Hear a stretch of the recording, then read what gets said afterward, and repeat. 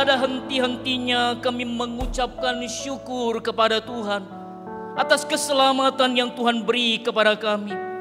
Tiada henti-hentinya kami mengucap syukur kepada Tuhan atas kepastian keselamatan itu. Tiada henti-hentinya kami bersyukur ya Bapa Surgawi atas pemeliharaan-Mu yang sempurna di dalam kehidupan kami. Itu sebabnya kami boleh ada sebagaimana ada hari ini. Kami yakin seyakin-yakinnya adalah karena pemeliharaan yang teramat sempurna atas kehidupan kami. Tiada henti-hentinya kami mengucapkan syukur kepada Tuhan kami, karena Tuhan selalu membimbing kami melalui kebenaran firman Tuhan. Dan inilah yang kami akan sungguh dapatkan lagi pada hari ini. Tuhan membimbing kami melalui kebenaran firman-Mu. Dan kami memohon kiranya Tuhan menolong setiap kami dikala kami akan bersama-sama merenungkan kebenaran firman-Mu. Karena kami menyadari juga kuasa kegelapan tidak tinggal diam. Dia ingin mengalihkan perhatian kami. Tetapi kami yakin pula Tuhan kami jauh lebih hebat darinya. Tuhan akan mengusirnya dari tengah-tengah kami. Sehingga setiap kami akan fokus dan sukacita mendengar, menerima kebenaran firman-Mu. Terima kasih Bapa. Hamba-Mu tidak lebih suci dari seluruh pendengar. Tuhan menolongnya. Atur seluruh pembicaraannya, kata-katanya. Sehingga apa yang dituturkan semata-mata adalah kehendak yang mulia, kehendak yang seturut kitab suci-Mu. Dengar doa kami Bapa. Di dalam nama Tuhan Yesus kami berdoa, kami mengucapkan syukur. Amin. Saudara-saudara yang dikasihi oleh Tuhan, bersyukur tadi hari ini vokal grup Adi Putro ya, yang lagi-lagi membuktikan kepada kita kasih dan kebaikan. Ya, orang-orang yang mengasihi Tuhan, khususnya almarhum, tidak sia-sia. Kita boleh melihat kasih, ya, pelayanan itu boleh bergema kembali di antara kita. Biarlah kita boleh terus bersetia, boleh sungguh-sungguh melakukan akan pelayanan yang Tuhan percayakan bagi kita. Mungkin hari ini kita tidak melihat hasilnya, tapi satu waktu saudara-saudara akan membuahkan hasil. Ya, ada yang kita bisa langsung lihat, tetapi ada mungkin waktu yang sangat lama. Dan bahkan mungkin saudara, ada saat-saat di mana kita tidak melihat akan hasil dan buah daripada pelayanan kita. Saudara-saudara yang dikasihi oleh Tuhan, tema kita hari ini adalah dunia membenci akan Kristus. Saudara-saudara yang dikasihi oleh Tuhan, renungan kita hari ini, saudara-saudaraku yang dikasihi Tuhan, itu akan bersinggungan dengan kata ini saudara. Apa ini? Benci dan benci dan kebencian. Satu kata saudara yang orang Kristen sejati pasti tidak suka. Siapa orang Kristen sejati di sini? Tanya kanan kiri, engkau orang Kristen sejati? Kalau orang Kristen yang sejati, saudara pasti tidak suka dengan kata ini, yaitu kata benci ataupun kebencian. Tapi kalau benci tapi rindu, gimana? Kita masih suka itulah ya. Kenapa saudara? Masih positif, betul ya? Benci, benci, benci, tapi rindu jua bila ku tak memandang wajahmu sayang. Wah, saya kalau masuk dapur rekaman, wah bisa juga ya saudara ya. Atau masuk tim Adi Putro lah ya saudara. Artinya apa saudara? Kalau benci tapi rindu, masih ada positifnya. Karena ada masih sayangnya itu saudara-saudara. Hebat lagu itu ya. Lagu itu lagu yang sampai hari ini saudara masih bergema. Ya bisa dimodif ya oleh pemusik-pemusik ya zaman hari ini. Saya sudah dengar ada versi-versi yang bagus itu ya. Saudaraku yang dikasihi oleh Tuhan, ini bukan yang kita bahas tadi ya. Benci tapi rindu ya. Bukan juga membenci dosa. Bukan itu saudara. Sebab kalau membenci dosa itu juga positif saudara-saudara. Betul? Bahkan itu harus menjadi gaya hidup daripada kekristenan kita. Tapi yang dimaksudkan di sini saudara-saudara adalah sesuatu yang sangat-sangat negatif. Benar-benar negatif yang memang muncul dari hati yang tidak beres dari hati yang tidak becus, dari hati yang masih belum dibaharui, dari pikiran-pikiran yang masih belum berubah, saudara-saudara. Dan bahkan kita akan melihat di dalam renungan ini, saudara-saudara, betapa lebih membagongkan lagi, saudara-saudara, betapa lebih mengejutkan lagi. Karena kebencian itu justru ditujukan kepada pribadi yang agung yang begitu kita hormati, cintai dan sembah, yaitu Tuhan Yesus Kristus. Kalau kita memuji Yesus, betul tidak ya? Terima kasih Yesusku, terima kasih. Iyalah, orang Kristen sejati pasti akan memuji, akan hormat kepada Yesus, saudara-saudara. Tapi yang ini, saudara-saudara, yang kita akan lihat justru sebaliknya. Tetapi saudara-saudara, transparansi ilahi ini, keterbukaan ilahi ini, saudara-saudara, tidak dimaksudkan untuk menakut-nakuti orang Kristen. Apa nanti yang kita lihat ini, saudara-saudara, bukan untuk mengecilkan hati daripada orang-orang Kristen. Tidak, saudara. Karena kita ngerti sendiri Yesus, saudara-saudara, tidak pernah mengecilkan hati kita, bukan? Yesus sendiri tidak membawa kita untuk sampai putus asa, bukan? Tapi dia terus mengundang kita supaya datang kepadanya, lalu kita beroleh kelegaan. Itu sebabnya ayat yang paling terkenal, saudara-saudara, kata-kata Yesus pernah mengatakan apa?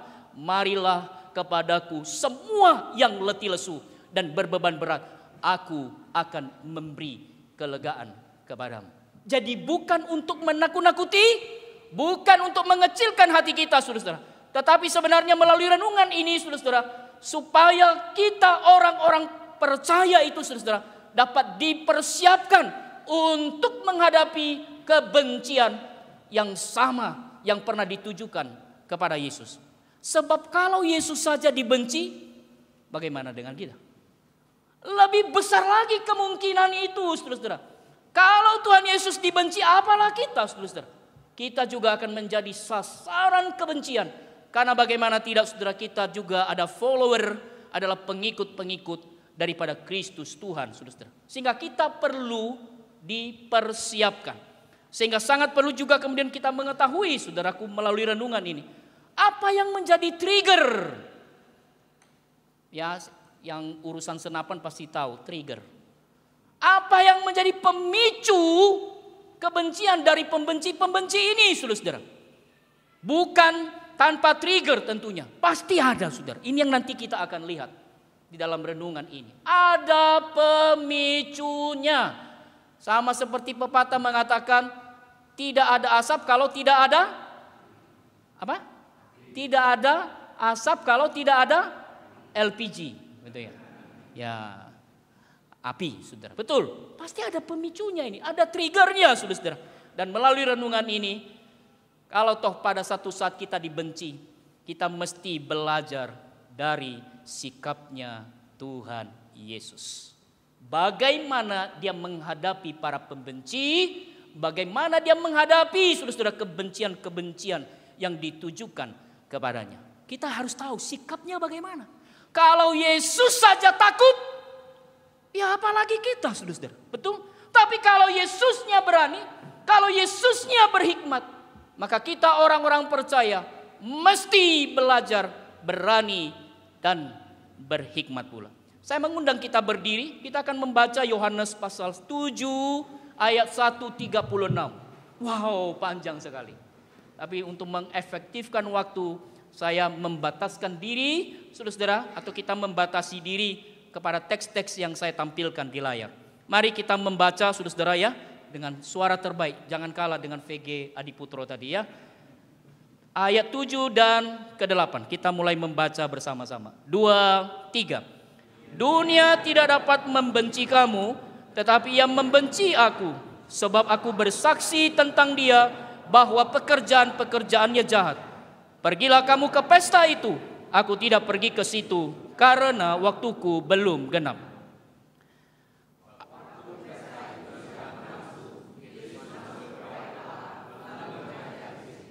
Para pemuka Yahudi pun merasa heran dan berkata, bagaimanakah orang ini mempunyai pengetahuan demikian tanpa berguru? Musa menetapkan supaya kamu bersunat. Sebenarnya sunat itu tidak berasal dari Musa, tetapi dari nenek moyang kita. Karena itu, kamu menyunat orang bahkan pada hari Sabat. Jikalau seseorang menerima sunat pada hari Sabat, supaya hukum Musa jangan dilanggar, mengapa kamu marah kepadaku karena aku menyembuhkan seluruh tubuh seseorang pada hari Sabat? Janganlah menghakimi menurut apa yang tampak, tetapi hakimilah dengan adil. Orang-orang Farisi mendengar orang banyak membisikkan hal-hal itu mengenai dia, dan karena itu imam-imam kepala dan orang-orang Farisi menyuruh penjaga-penjaga bait Allah untuk menangkapnya. Silakan duduk. Kalau baca dengan cepat, saudara, kita akan katakan apa? Benci nih ye. Betul ya? Baca terus-terus dulu, benci ya, gitu ya. Saudaraku, pernah enggak kita membaca, saudara, ada orang yang membunuh, ada orang yang menghilangkan nyawa orang lain itu karena iseng? Pernah baca? Pernah dengar? Saudara, saya pernah membacanya, saudara. Ya, bahwa ternyata, saudara, ada katanya orang menghilangkan nyawa seseorang itu hanya karena iseng, saudara. Mau bukti? Ya, saya kasih contoh. Saya screenshot. Ya, ini berita lama sebenarnya. Tentara Amerika Serikat bunuh karena iseng. Lalu di berita itu katanya, kemudian tentara ini diadili. Dan katanya itu ada iseng kok gitu. Bayangkan, nyawa orang sudah dihilangkan karena iseng. Yang berikut, ngaku membunuh karena ini di Indonesia, sudah. Lalu kemudian pelaku akui iseng tendang orang tak dikenal hingga tewas. Ibu korban murka, nyawa dibayar nyawa dong. Itu kira-kira maksudnya. Saya baca itu, saudara, ini ngawur ini. Dia katanya dia lempar seseorang random, acak, ya, lempar, lalu kemudian ditendang, ya tewas orang itu. Enggak, katanya, ya saya cuma iseng, saudara.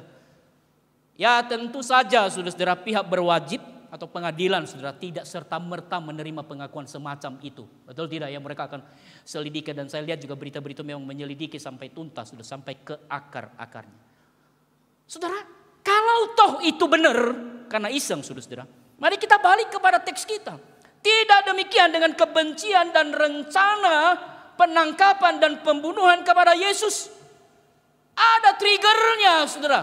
Ada pemicunya mengapa sampai pejabat-pejabat tinggi agama Yahudi pada waktu itu hendak menangkap, punya niatan membunuh Yesus. Ada triggernya, saudara. Dan kita lihat sendiri di dalam ayat 7 tadi, saudara, yang kita sudah baca. Yuk kita baca ulang sama-sama sekali lagi, 2, 3.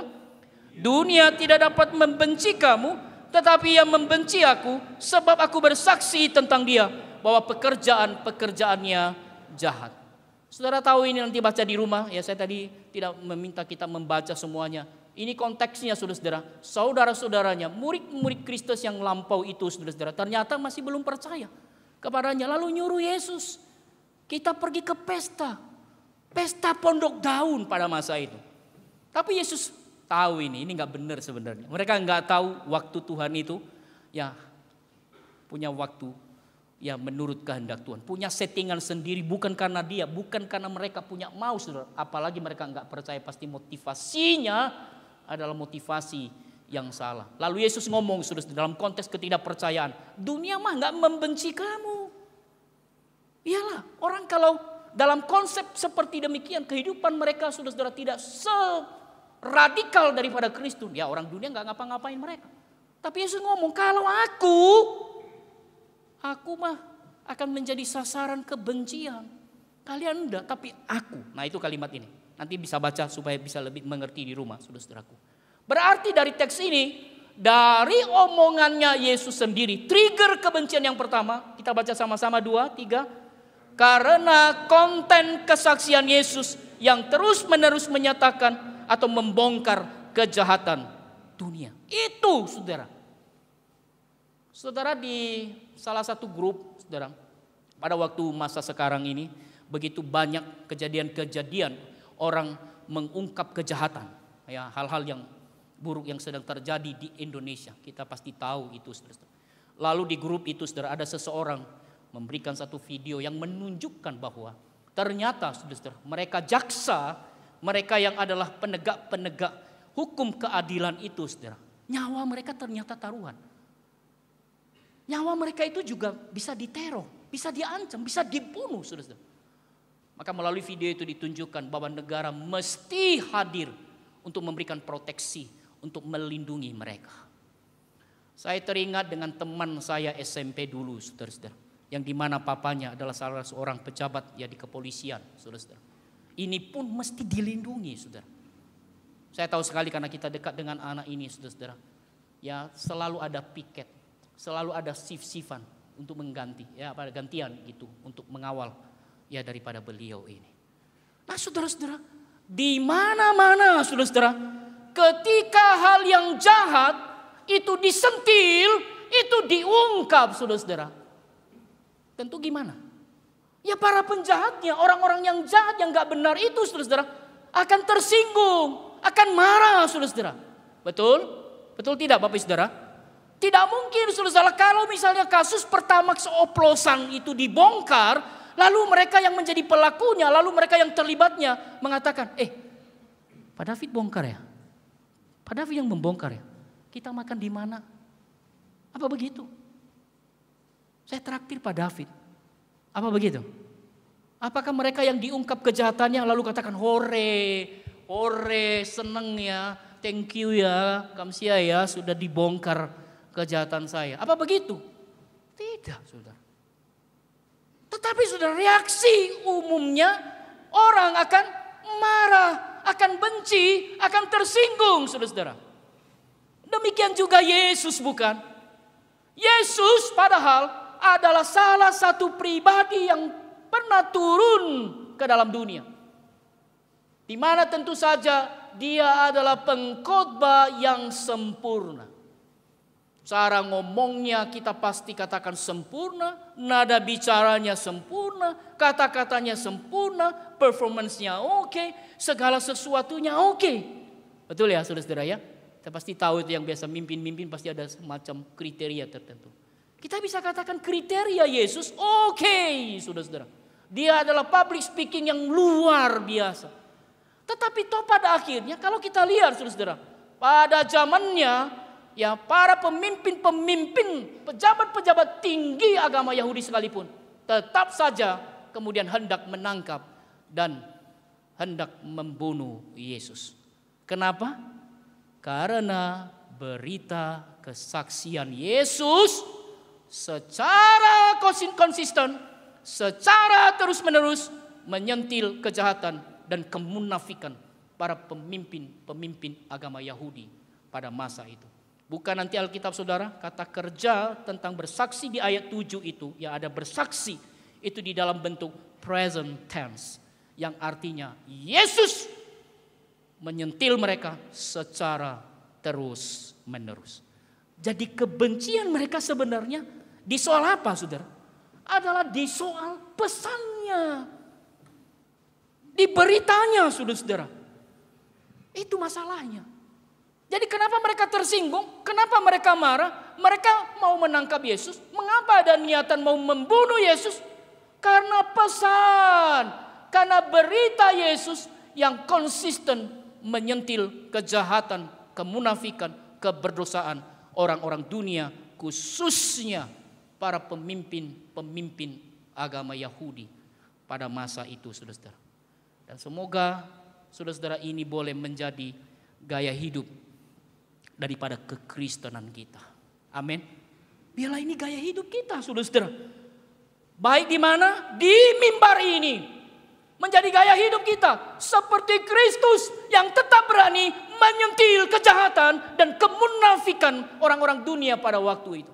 Orang-orang Kristen yang baik harus punya prinsip, harus punya gaya hidup seperti Kristus yang boleh terus menyuarakan kebenaran di mimbar-mimbar, di podium seperti ini, dan bahkan di seluruh mimbar, di dalam seluruh interaksi kehidupan kekristenan kita di mana saja. Mau di rumah, di keluarga, di lingkungan, di mana saja. Prinsip ini harus ada. Gaya hidup semacam ini boleh ada. Terus menyentil, terus menegur akan kejahatan-kejahatan dan kemunafikan yang mungkin ada di sekitar kita. Itu sebabnya di seluruh media sosial saya, gaya ini pun ada. Kalau saudara menemukan, saya tetap konsisten untuk menyuarakan kebenaran. Kalau saya bisa dapat sesuatu mengenai hal-hal yang baik, yang positif, yang benar tentang Injil, tentang kebenaran, saya akan input di sana. Status-status saudara, biarlah itu juga menggemakan seperti apa yang digemakan oleh Kristus Tuhan. Saudaraku, kita harus terpanggil seperti Kristus Tuhan, ya, yaitu terus menyuarakan untuk orang kembali kepada Kristus Tuhan, meninggalkan kejahatan, kembali kepada Kristus Tuhan. Kenapa? Tidak ada cara yang lain untuk mengubah, membaharui orang, kecuali satu hal, orang balik kepada kebenaran sejati. Orang kembali kepada Alkitab. Jadi jangan sampai yang sebaliknya yang terjadi di orang-orang Kristen di GKT 3. Yaitu justru memusuhi orang-orang yang justru konsisten menyentil kejahatan dan kemunafikan. Jangan dimusuhi. Kan seringkali kita lihat itu saudara ya. Jangan seperti itu saudara. Orang-orang Kristen yang baik, jangan justru sebaliknya memusuhi orang-orang yang konsisten menyuarakan akan kebenaran, menyuarakan sentilan-sentilan mengenai hal-hal yang tidak benar dan hal-hal yang berdosa. Kita mesti mensupport akan hal-hal yang semacam ini. Saudara, saya ingat ada seorang ibu muda yang ngomong dengan saya pada waktu lampau. Dia katakan, Musa Eliatman, tahu tidak, suami saya ngomong ke saya, pokoknya Musa Eliatman jangan datang ke rumah. Oh ya? Iya, saya tanya si engkau juga, kenapa? Pokoknya jangan, Musamu itu pokoknya jangan datang ke rumah. Kenapa? Karena katanya Musa Eliatman itu khotbah-khotbahnya, itu khotbah seperti martir. Ya, Pak, ada istilah sebenarnya tapi itu istilah non-Kristen. Saya mungkin tidak perlu sampaikan di sini, apalagi ini di-record. Wah, jangan. Saudara tahu si engkau ini tidak pernah ke gereja, saudara. Tapi di mana dia tahu saya berkhotbah? Pada waktu itu dia justru ya melihat saya dan saya sering melihat dia, yaitu pada waktu khotbah-khotbah di kedukaan, saudara-saudara. Padahal khotbah kedukaan apa isinya, saudara? Khotbah kedukaan bukankah isinya hidup itu singkat, kematian itu pasti, marilah kita percaya kepada Kristus Tuhan. Ulang-ulang itu isinya kok.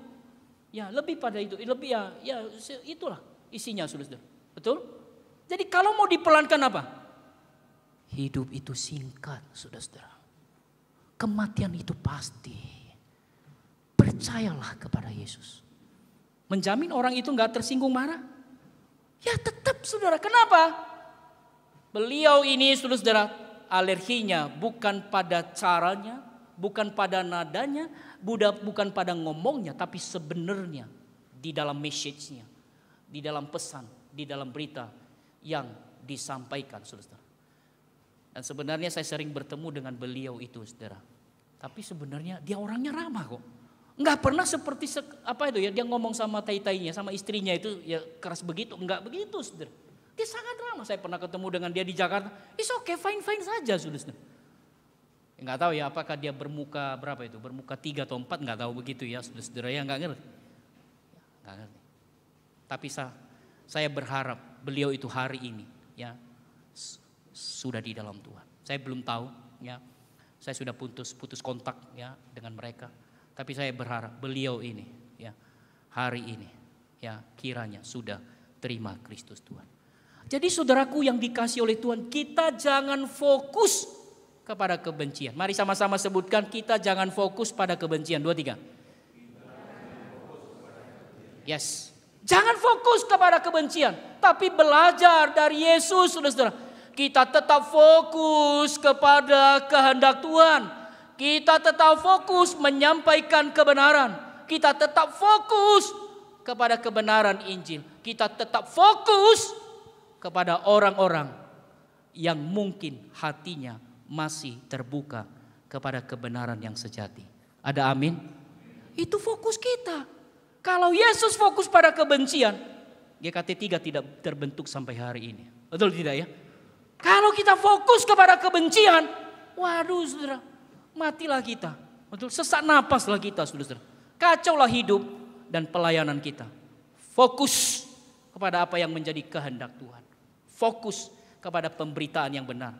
Pemberitaan Injil itu fokus kepada orang-orang yang mungkin hatinya masih terbuka kepada kebenaran. Saudara, trigger yang pertama, kenapa orang-orang membenci Yesus? Karena Yesus konsisten menyentil kejahatan dan kemunafikan orang-orang dunia pada masa itu. Yang kedua, saudaraku, mari baca sama-sama 2-3. Menyaksikan atau ragu. Nah, dasarnya dari mana? Mari kita lihat ayat 14 dan 15. Baca sama-sama 2-3. Yesus masuk ke bait Allah lalu mengajar di situ. Para pemuka Yahudi pun merasa heran dan berkata, bagaimanakah orang ini mempunyai pengetahuan demikian tanpa berguru? Yesus, saudara-saudara, tidak pernah masuk STT Alawang. Yesus tidak pernah, saudara-saudara, masuk seminari. Yesus, saudara-saudara, tidak pernah masuk sekolah rabi. Tetapi Yesus tidak berarti tidak belajar firman Tuhan. Ada banyak penafsir mengatakan petunjuk yang bisa kita lihat adalah di dalam Lukas 24:6-7, saudara-saudara. Ya, dikatakan ini petunjuk. Yesus tetap belajar akan kebenaran firman Tuhan. Bahkan ada satu catatan abadi di dalam Matius pasal 5 ayat 28 dan 29. Di mana hasil khotbahnya, hasil pengajarannya dipuji oleh banyak orang. Yang mengatakan apa? Begitu takjubnya mereka melihat pengajaran Yesus ketimbang ahli-ahli Taurat mereka yang lulusan rabi. Jadi saudaraku, menyaksikan ajaran Yesus karena nggak masuk sekolah rabi adalah fanatisme yang picik, saudara-saudara. Fanatisme yang picik ini tidak boleh ada di antara kita. Jangan terulang di antara kita yang sampai kemudian kita tersandung kepada kebenaran yang sejati. Bila sumber pemberitaan seseorang dari sumber segala sumber seperti Yesus hari itu, sepatutnya para pemimpin-pemimpin Yahudi patut mendengar dan menerimanya. Seandainya pemberitaan seseorang, saudara, hari ini adalah dari sumber segala sumber, yaitu Alkitab, tentu saja ditopang penafsiran yang benar, sepatutnya pun kita juga mendengar dan menerimanya. Saudara tahu, saya mengenal seseorang dari sekolah STT yang kecil, yang mungkin tertutup dengan nama-nama besar dari STT yang ada di Indonesia ini. Ya, nama-nama besar ya saya tidak perlu sebutkan, saudara. Saudara tahu sendiri STT A, STT B, C, D, E, F, banyak sekali, saudara. Tetapi beliau ini dari STT yang kecil, saudara. Mungkin kalau saya sebutkan saudara sendiri pun tidak tahu. Tapi saya pernah mendengar beliau ini pada waktu khotbah. Saya mau katakan, khotbahnya patut diacungi jempol, bahkan 2 jempol. Kalau tangan saya banyak jempolnya, saya akan beri banyak jempol. Kalau kaki, jempol kaki kan tidak sopan ya. Tapi kalau tangan saya banyak jempolnya, saya akan berikan jempol. Waduh, bagus sekali. Saudara tidak menjamin bukan? Kalau ada di STT yang kita kenal, lalu pasti selalu, atau pasti tidak sesat. Saya ada mengenal orang justru dari STT tertentu, justru sesat dan bahkan kemudian menyimpang. Dia tidak mengakui finalitas Kristus. Tidak sedikit itu, saudara-saudara. Ada banyak itu. Kalau saya sebut pasti saudara tahu. Begitu banyak, saudara. Itu sebabnya janganlah kita memandang seperti mereka hari itu, saudara-saudara. Kalau begini, yes, ya mereka merasa superior dan memandang Yesusnya tidak ada apa-apanya. Yang sangat penting sebenarnya sekali lagi, sumbernya apa? Dosen-dosen saya, saudara, yang tidak langsung mengajar preaching, yang basic teologi, tapi saya melihat mereka sendiri dari kaum awam, saudara. Kalau soal firman, saudara jangan ditanya. Mereka tidak dibentuk di STT, tapi saya melihat mereka belajar secara otodidak. Tapi luar biasanya, ketajamannya luar biasa. Bahkan ada satu yang saya kenal, saudara-saudara. Dia dari ahli yang teknik begitu, saudara-saudara. Tapi apologetiknya mungkin bisa mengalahin orang lulusan seminari. Jadi trigger kebencian mereka, saudara-saudara.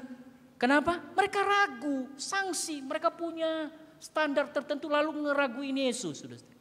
Yang ketiga, mengapa mereka meragukan atau mereka benci Yesus? Mari sama-sama baca 2-3 apa? Penyembuhan yang dilakukan Yesus pada hari Sabat. Kita baca versi TSI. TSI itu ada terjemahan sederhana Indonesia. Kita baca ayat 22 sampai ayat yang ke-24. 2-3. Tentang pekerjaan pada hari Sabat, kalian harus ingat bahwa kalian juga menyunat anak laki-lakimu pada hari Sabat apabila anak itu lahir pada hari Sabat sebelumnya. Hal itu sesuai dengan hukum Taurat. Tetapi sebenarnya adat sunat bukan berasal dari ajaran Musa, melainkan dari nenek moyang kita. Jadi untuk menaati hukum Taurat, kalian menyunat alat kelamin anak laki-laki pada hari Sabat. Kalau begitu jangan marah bila aku menyembuhkan seluruh tubuh orang sakit pada hari Sabat. Jangan menuduh siapapun tanpa berpikir baik-baik, tetapi pertimbangkanlah perbuatan orang dengan benar dan adil. Untuk kesekian kalinya, saudara-saudara, Yesus terus koreksi akan orang-orang ini, akan kebencian mereka, bahwa sepatutnya mereka jangan benci sama Yesus. Sepatutnya kalian jangan benci sama saya. Kira-kira begitu Yesus ngomong.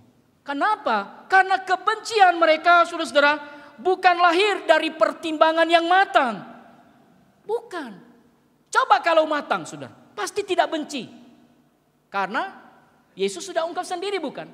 Bahwa baik sunat pada masa itu, saudara-saudara, baik penyembuhan, bukankah itu adalah dua hal yang baik yang masih mungkin dilakukan di dalam hari Sabat? Hal-hal yang baik, menolong orang itu bisa dilakukan pada hari Sabat. Melayani Tuhan bisa dilakukan pada hari Sabat. Bahkan kalau hitungannya itulah hari ke-8 itu, bukankah ada kemungkinan seseorang, anak, itu akan mendapatkan penyunatan pada hari itu? Ya betul. Kalau ini Minggu, hitung aja, pasti jatuhnya Minggu. Lah kalau begitu apa enggak disunat? Disunat hari itu. Jadi enggak pikir matang-matang mereka, saudara-saudara, bahwa baik penyunatan, baik penyembuhan Yesus pada hari Sabat itu, saudara-saudara, adalah sesungguhnya dua hal baik, tindakan kasih yang masih mungkin dilakukan pada hari Sabat. Karena itu, saudara, singkatnya, kita jangan mengulangi kesalahan yang sama seperti para pemuka Yahudi yang asal marah, yang asal tuding, yang asal tuduh, dan tanpa pikir masak-masak. Dan bahkan kalau kita ngelihat ayat 32, kita juga ngerti hal ini kemudian terjadi karena tanpa pikir masak-masak, saudara. Mengapa mereka mau menangkap Yesus? Kalau kita teliti begitu dalam, lagi-lagi ini pun karena tanpa pertimbangan yang matang. Mereka merasa tersaingi. Tersaingi oleh apa? Lihat ayat 31, saudara. Buka Alkitab, saudara. Apa yang saudara lihat? Ada orang-orang yang percaya. Lah kalau ada orang percaya, kenapa marah sama Yesus? Bukankah, saudara, kalau ada orang di luar sana percaya terima Kristus, saudara, itu juga menjadi sukacita kita. Kenapa orang-orang Farisi begitu tertutup matanya, tertutup hatinya, saudara, tidak bisa mengerti akan hal ini, bahkan lalu mau menangkap dan membunuh Yesus Tuhan. Dan saya mau warning kepada kita berkenan ini, saudara, bahwa kita merasa tersaingi, merasa terancam, saudara-saudara, itu adalah virus yang mematikan di tiap relasi, di dalam pelayanan, di dalam komunitas, bahkan komunitas gereja sekalipun. Saya sudah banyak menemukan itu di dalam sepanjang pelayanan. Bahkan di antara rekan-rekan hamba Tuhan sekalipun, saya banyak menemukan akan hal itu, saudara-saudara.